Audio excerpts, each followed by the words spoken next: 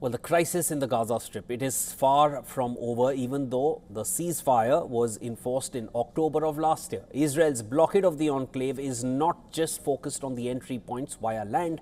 The waters touching Gaza's shores are also under Israeli control and out of access for more than 2 million Palestinians. Here's a report on Gaza's untouchable sea.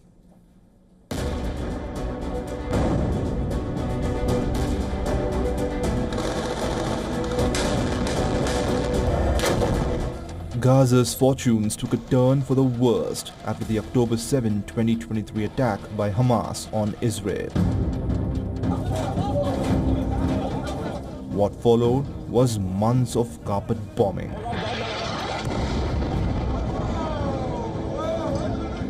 Mounting death toll and a war-induced humanitarian crisis of disastrous proportions. While Israel's strikes have reduced substantially but still unfold intermittently, the Palestinian territory is still fighting a battle of survival.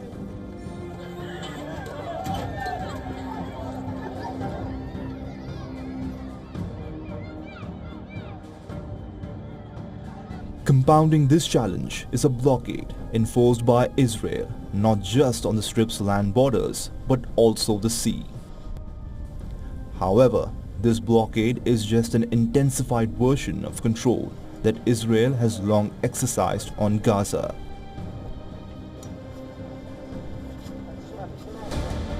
While landlocked on three sides, Gaza has a coastline of 40 kilometers, a stretch of the Mediterranean Sea that has historically been a key lifeline for the enclave and its 2 million residents.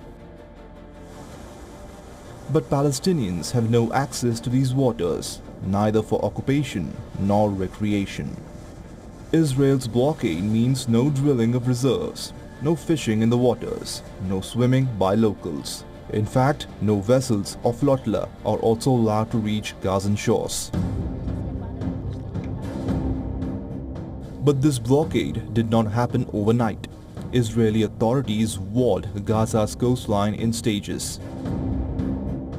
In 1995, Israeli and Palestinian sides reached an interim agreement which was called the Oslo II Agreement. Under this, Palestinians in Gaza were allowed to access waters for fishing up to 20 nautical miles, which is roughly 37 kilometers. But this was never allowed on Israel's part. Then, 7 years later, a top UN diplomat in 2002, Catherine Bertini, brokered a new commitment which Israeli government agreed to.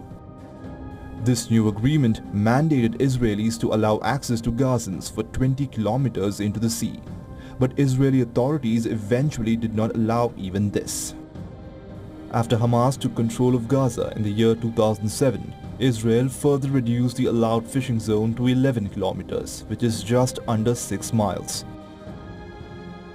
2 years later, in 2009, Israel officially declared a naval blockade of Gaza. It halves the fishing zone to just under 3 nautical miles and stops all vessels from entering Gaza's waters. Most recently, in 2025, Israel marked Gaza's waters as a no-go zone, leaving no part of the coastline open for swimming or fishing. Zero access for Palestinians. This has directly impacted life and livelihood for thousands on the Strip. According to UN data, at least 211 Palestinian fishers have been killed by Israel between October 2023 and May 2025. Israel's sea blockade also denies Gaza access to a crucial marine gas field in the area, which contains approximately 30 billion cubic meters of natural gas.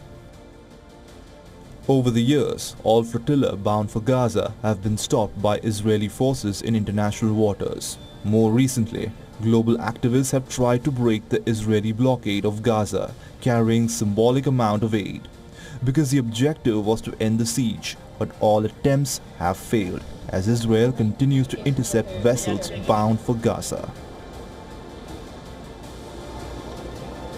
For more than 2 million Palestinians, the crisis did not begin on October 7, 2023, but it has intensified since then.